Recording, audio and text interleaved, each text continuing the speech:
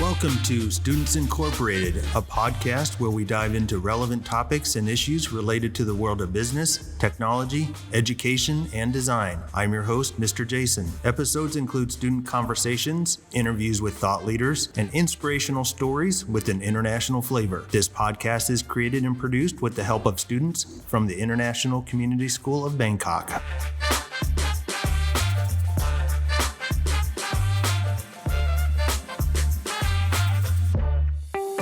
In today's episode, we will be having a discussion with Mrs. Karen, our middle school principal, and a Q&A session with a few of our 8th and 9th grade students. It should be a fun time, especially with our student guests, because they will be fulfilling the roles of our co-host. Okay, let's get started with our quote of the day and some news headlines. Thank you, Mr. Jason. Our quote of the day comes from the previous senior master of the Jade Palace and the founder of the Valley of Peace, Master Oogway. He is quoted as saying to the future dragon warrior, just before he moves into the next life, "You are too concerned with what was and will be." There is a saying, yesterday is history, tomorrow is a mystery, but today is a gift. That's why it's called the present. Such wise words, as you cannot tell the future or change mistakes from the past. Learn to live in the present and make the best of every day you are given, because it is a present. Nasseri, the Iranian refugee who inspired the Steven Spielberg film The Terminal, has passed away. As shown in the movie, Nasseri had lived at the Paris airport for 18 years on multiple occasions and now has passed away of natural causes. Hurricane Nicole hit Florida's eastern coast on Thursday as a Category 1 hurricane and eventually weakened to a tropical storm. Beachfront houses suffered immense damage. Rising sea levels are causing erosions and high tide floods due to climate change. Archaeologists believe they have located a tunnel leading to Cleopatra's tomb. The tunnel is around 1,300 meters long and is located 13 meters underground. Excavation has revealed a religious center with 3 sanctuaries, statues, golden pieces, and coins portraying Alexander the Great, Queen Cleopatra, and the Ptolemies. According to Martinez, the head archaeologist, if the tunnels do lead to Cleopatra's tomb, this would be considered the most important discovery of the century. Thank you for the quote and the news headlines, Linda. Let's begin with our first question. Welcome to our podcast, Mrs. Karen. We have a question for you, and it is, what are some inspiring qualities you see in middle school students? Thank you, Lion. Happy to be here. We were just talking before the podcast about the idea that middle school often gets a pretty bad rap. You watch movies, right? TV shows. Middle school looks like an absolute disaster when you watch them in those contexts. And I think that sometimes the actual beauty of middle school is that you have students who are at an age where they're really developing who they are, what they're interested in. They have this ability to start to have really adult conversations, really think deeply about ideas, while at the same time maintaining that childlike energy and enthusiasm for what they're learning. And so when you talk to a middle school teacher, or, right now we start to go through our recruiting season, right, where we're looking for teachers to come to ICS and to come into the middle school. And some of the things that I'm looking for would be teachers who really embrace that, who really love a bit of chaos, a bit of crazy, a whole lot of awkwardness, but also this absolute brilliance of seeing a person emerge in those years and seeing the initial kind of unveiling of who these kids are going to be as adults. And it's such a privilege. It's a really exciting time to be part of. Moving on, what is the importance of implementing XBlocks into the week and what are their positive impacts? I know I really miss having them. I think XBlock is favorite part of my week for sure, because I get to get back in the classroom and hang out with students. It's also the favorite part of lots of students' weeks. I think anytime you're talking about a schedule, whether it's advisory or whether it's XBlock or whether it's just changes you're making to your own lessons in the class, you kind of think about schedules for schools a little bit like our facilities. So if I was to create the most incredible playground in the elementary that the elementary world has ever seen, with slides and a flying fox and the huge, just huge, right? What I'm actually creating is potential, right? I'm creating opportunity and I'm creating potential. I'm creating potential maybe for kids to learn gross and fine motor skills or conflict resolution out on the playground.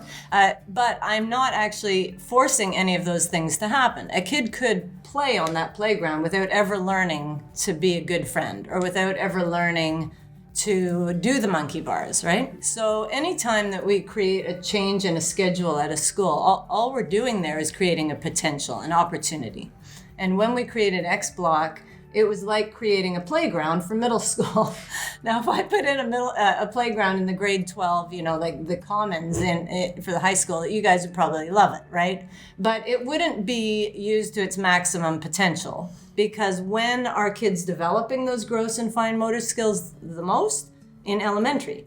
And so putting the playground in elementary makes sense, right, for that developmental stage. So when we put in X Block, we chose middle school because of the timing of what students are developing. And one of those things, Linda, is that we're really trying to allow maximum opportunity for kids to explore who they are, what they like, what they're interested in, what they're not interested in, right? Oh, I thought I might like pottery, actually turns out, hate it, whatever, right? So, but it's just opportunity. We can't force any kids to learn anything through it necessarily, but it's like putting in a very intentional playground in middle school that gives them the chance to develop in an area that we think is important, which is exploration and just trying something new, because that's risky. That takes some courage to try something new in a fail-free environment, right? Maybe you can share some of the X Block activities. What are some of the topics and subjects that the kids are able to kind of get involved with? Sure,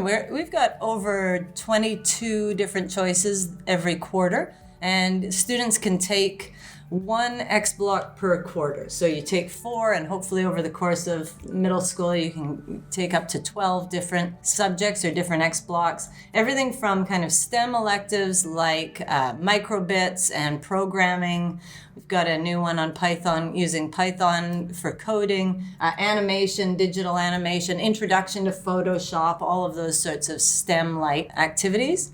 Then right through to the arts, where we might have more around painting, drawing. We have a photography, we have a craft class, even action kind of oriented X Blocks. When you guys were in middle school, I think you remember Mr. Peter doing his survival skills X Block, or yard games, beginner volleyball, things that really get middle school students up and moving.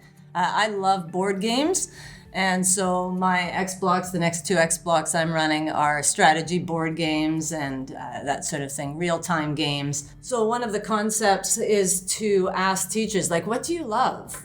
I mean, you might be a math teacher, but maybe you love cross-stitch. Why not show students that we're not just one thing? We're not just like an engineer brain or a history brain or whatever it is, that we actually are whole people, and we have got hobbies and talents and things that we love, and our teachers get to share those with students, which is awesome. Well, thank you, Mrs. Karen. That really clears things up for me why X Block existed. Now, there's here another question that I wanted to know since I was in middle school. What are the benefits of having an advisory block daily? I think the benefits are going to be seen very differently from, one student to the other, one advisory to the other. Go back to my playground analogy, it's very much about opportunity, right? So we have this potential space at the end of every day. We have a 20-minute block.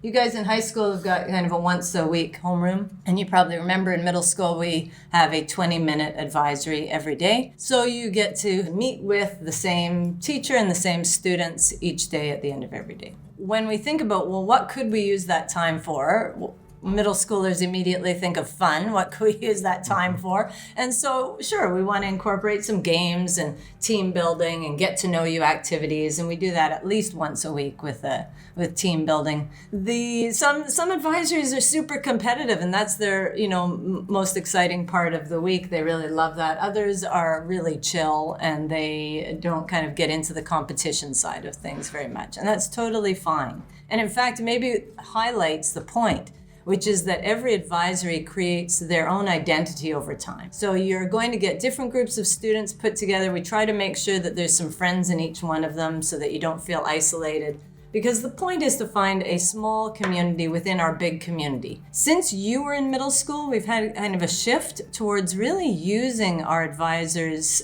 more as academic mentors. So all of our middle school students right now have set academic targets. What's one class they want to improve in? And then their advisor is working with them on that. So we're really trying to utilize this fantastic 12-to-1 ratio, which is small, right? To its best advantage in middle school, to really help students not only feel at home, but achieve what their goals are for middle school, or even just identify that they have goals would be excellent as well. Our next question is, we've heard that middle school has something called the Eagle Award program.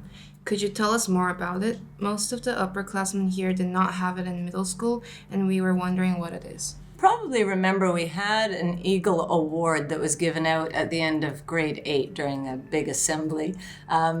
And one student would receive that, or maybe in an unusual year, 2 students might receive the Eagle Award. But as we thought about it, we thought, why not kind of create our own almost mini capstone in a sense? Now, the concept of a capstone is something that you do at the end of a period of time, right? That kind of encapsulates everything that hopefully that you've learned along the way. So grade 8s are invited. It's an optional program. We have about between 40 and 50 students doing it this year to participate in this year-long program that is really self-initiated. They need to take a lot of responsibility and to achieve 3 to 4 different kind of goals along the way. By the end of the year, they will have achieved a wellness sort of target or a wellness goal, which is about their physical health, their physical well-being. Some of them might identify that they want to participate in a particular sport or a particular athletic activity to improve their physical well-being and health. And the second one is kind of an exploratory goal where they improve a particular skill. Now, both the well-being and the skill goals that they accomplish and that they achieve have to be 10 hours in length. So it can't be just like, I'm going to swim for an hour, I'm going to run for an hour, or it couldn't be that I'm going to try out coding for an hour and then I'm going to go switch over to sewing for an hour. They need to deep dive into a particular skill. So they might spend 10 hours learning a language or learning some kind of musical instrument. And they keep track of that. They have a mentor. We use different programs like Masterclass online or Skillshare, and they choose something and kind of deep dive into that. And then the third component is a service component that will start in February. And that's where they identify an organization that they admire and want to work alongside. Again, they put in a certain number of hours. They do interviews with that organization. Unlike high school capstone, they're not creating a project. They're drawing alongside of an existing organization to volunteer their time and energy and maybe learn something. Oh, well, not maybe. I know that they learn a lot from these organizations. So by the end of the year, some of our students, and last year we had about 21 grade 8s accomplish all of these things. In addition, we do seminars throughout the year on leadership from different people around the community. And then, they're kind of awarded at the end of the year for having spent some time in grade 8 before they hit the big leagues here in high school.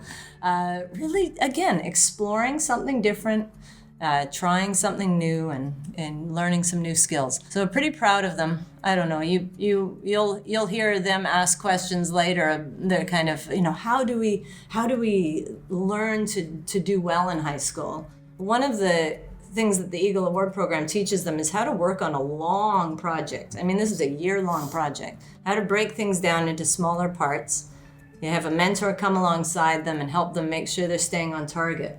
But that's pretty essential learning for when you're getting certainly up into year 11 and 12 and working on some of these bigger projects like Capstone, for example. So our last question for you today is, what are some of the main differences you see between 6th graders and 8th graders?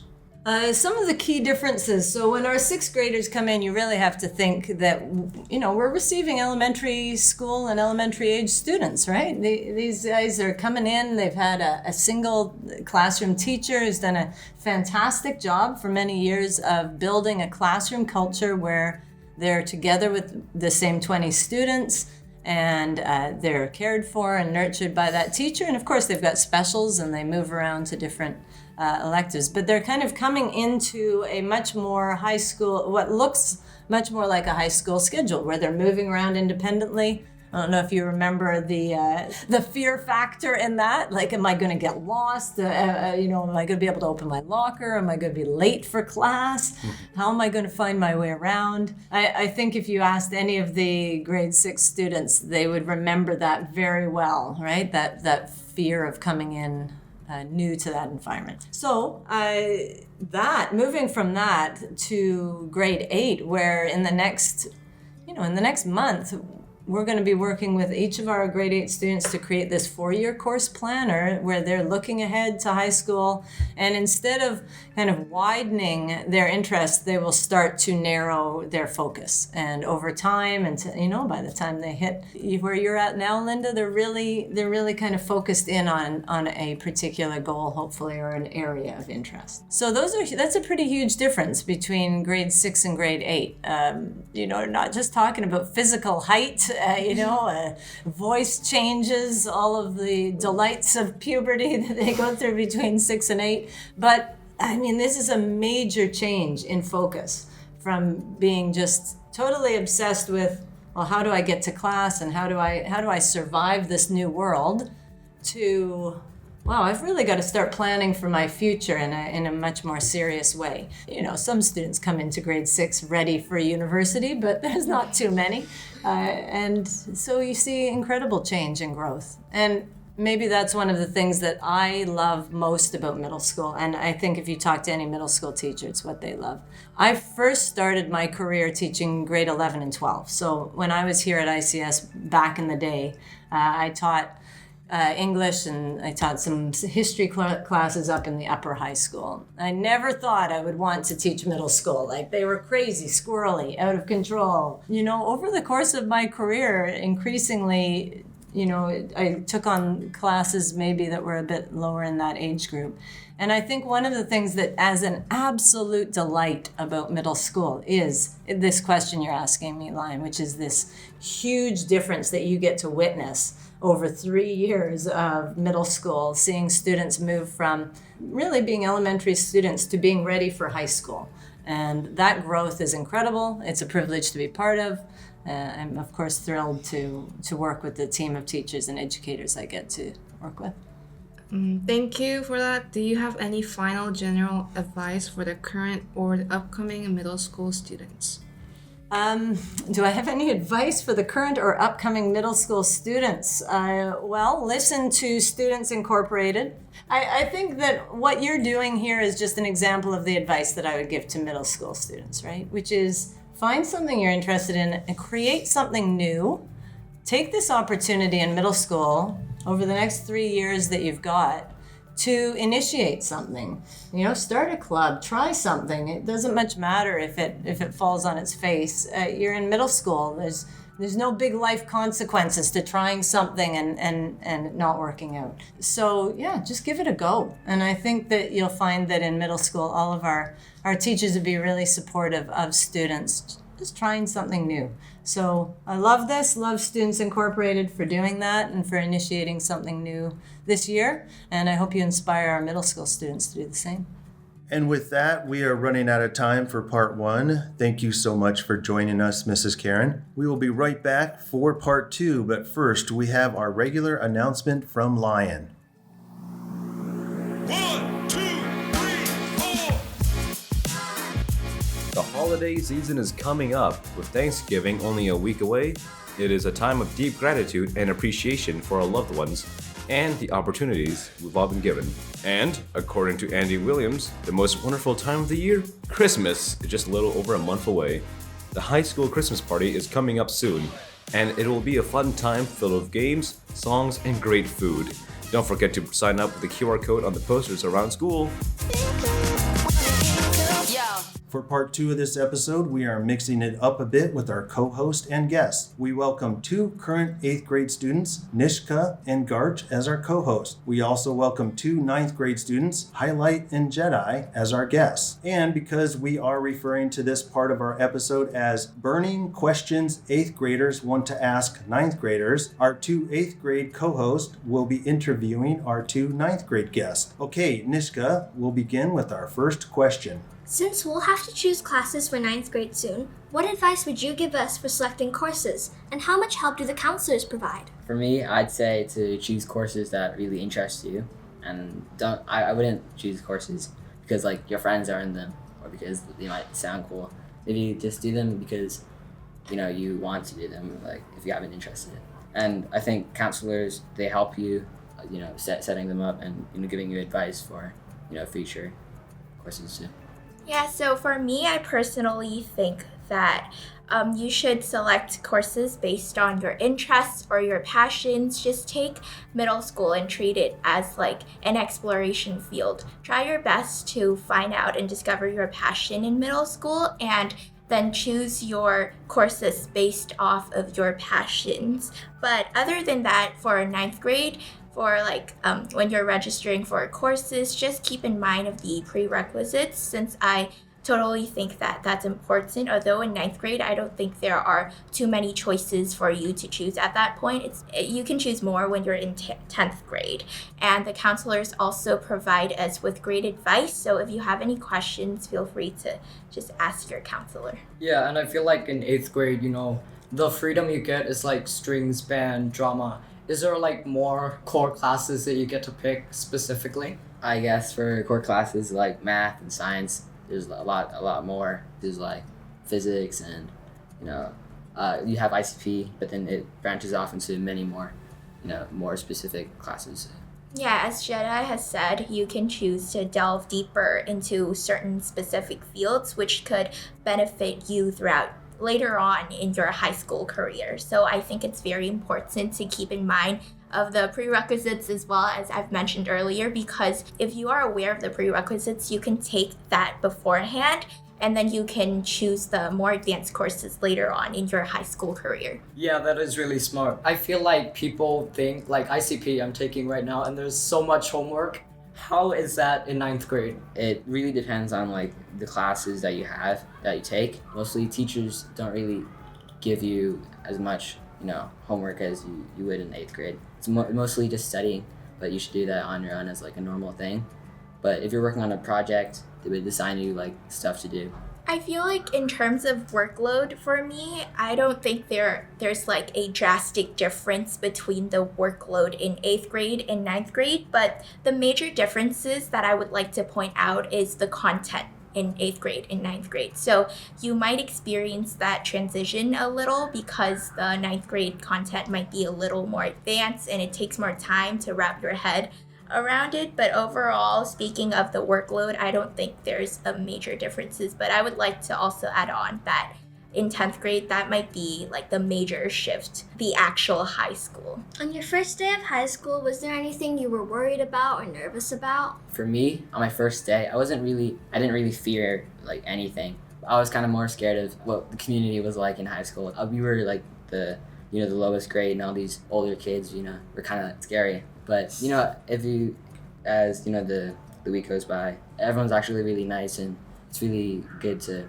just talk to people and get to know them, because the community here at ICS is really good, and they can help you. So in my opinion, I think that on the first day of school, I was very apprehensive of meeting new people, getting to interact with upperclassmen. I was very concerned about that. because I was not really sure whether or not high school would actually be a like major transition into like this new community in which you're like the youngest. And besides that, I feel like a piece of advice that I would like to give to those who are also concerned of like their first day of school is just to like take this time to reconnect and rekindle with your friends, because like during the break you sometimes don't spend as much time with your friends, but now that you're back to school, just take the time to kind of reconnect with them and build that tight relationship. And Jedi, you mentioned like the community of high school, and I feel like a big part of our school is like the after school activities and the clubs. So I know you're like in plays and stuff. How do you balance that with your homework? I'd say for homework, you shouldn't procrastinate at all, because it always builds up, and the more you just finish things faster and then on pace, it helps you, and you like your grades aren't as bad. I wouldn't say to choose so many after school activities, because you also need some free time as well. So my experience with this is that I always try to keep track of the tasks that I have in hand at the moment by using a to-do list and also having a calendar in hand. Like it could be a digital form or like physically, depending on your preferences. But other than that, I usually just keep track and lay out my schedule beforehand, so you have like a scope of the future, of what your future looks like, as well as know how to organize your time so that it's most effective and efficient. And highlight, are you a part of any clubs right now? Yes, I am part of the MUN Club, which is the Model United Nations Club here. And I heard that there's also going to be an ICS Model United Nations Conference. So I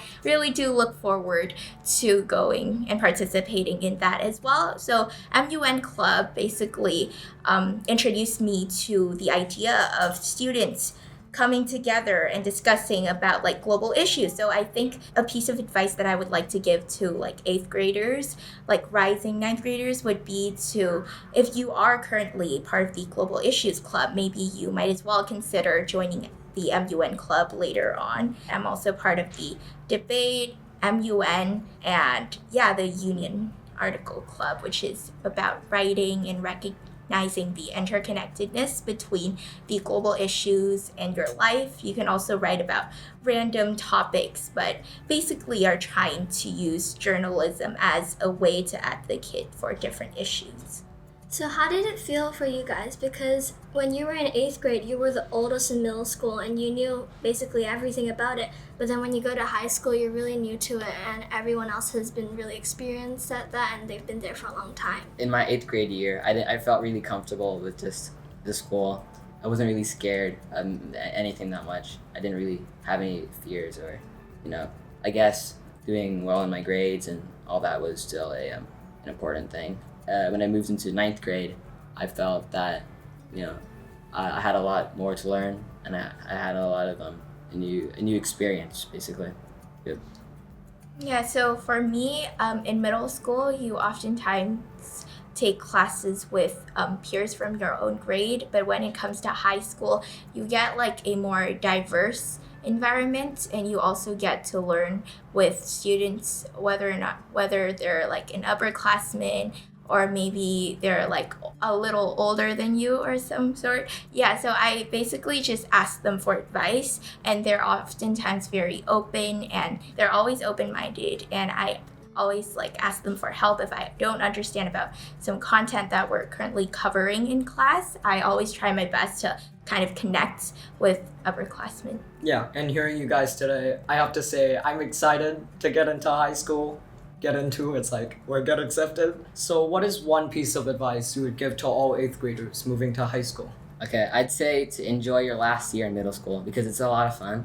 Even though 9th grade isn't like drastically different. Have a lot of fun in 8th grade. Do your best, try your best, try to have fun, and just get ready for that 9th grade year. As a former middle schooler, a piece of advice I would like to give is that just use your middle school time to seek and scour for your passion through activities, extracurriculars, whether it's the programs that middle school provides for us, for instance, the Eagle Award program, the X Block opportunities. I feel like those are just like great opportunities for us. And also as like an opportunistic, I also love enjoying participating in these activities anyways. So I feel like that's a good opportunity. Try to build a very tight-knit relationship with your friends and connect with them as much as possible, because in high school, I feel like friends are such an important aspect of your high school life. So if you have a clan, a gang that you could rely on, I think that would be very helpful, beneficial, and supportive for you. So, since you're in 9th grade now, are there more or less electives, and what type of classes do you get to take? How do they compare to your 8th grade classes? I feel like now that we're still in 9th grade, I think that the classes that we're taking are oftentimes like very similar to our classmates. So we don't really have like too many choices that we could choose from. But just keep in mind that we're collecting our credits and, taking the courses that would lead to opening up more doors later on in our high school career. So at this point in time, we're also still like novices in this like high school career field. So yeah, just collect all of the required courses, and then you could choose to concentrate and focus on particular classes later on throughout high school, specifically during like 10th grade, 11th grade, and 12th. Okay, so this is really random, but it just popped into my head, and maybe it's because I'm really hungry right now, but I have to know, what is lunch like in high school? That is an amazing question, Garch. I just like to say lunch is the best time of the day because, that's when you can relax, you can talk to your friends, meet new people and always connect with others because, it's always a lot of fun to talk to other people that's not in your grade, like upperclassmen, because everyone's actually a lot of fun and really nice. So you might find a new table to sit with or, lots of people to hang out with. So I would like to describe high school lunch in one word. So I think it's like very liberating to just let out all of your energy, because like after a very tiring morning, you get like this long break, especially like after a test, you get to talk to your friends and let go all of the burdens that you've been holding throughout the test sessions. So I think it's a great time to talk to your friends, eat lunch, have like this session with your peers, try to connect with strangers maybe, and go to the media center and just look for books. As we end this episode, let's remember the wise words from Master Oogway. Today is the present, so let's make the best of every day we are given, because those days are gifts. And that's a wrap for this episode. Did you catch the connection there? Present, gift, wrap, and the holidays coming up? Okay, with that cheesy ending, I just want to say thank you to all of our guests for joining us, especially our 8th and 9th grade students, because your voice matters too. Please stay tuned for more episodes about exciting and engaging topics. You won't want to miss our next show, as we'll be recording it in front of a live studio audience of more than 400 people. Anyway, stay tuned, as you definitely don't want to miss it because it's never been done before here. As always, this podcast would not be possible without the hard work and support of our international student production team. All music and sound effects are courtesy of Pixabay.com, a vibrant community of creatives sharing copyright-free images, videos, and music. And we are signing off until next time. We are Students Incorporated because your voice matters.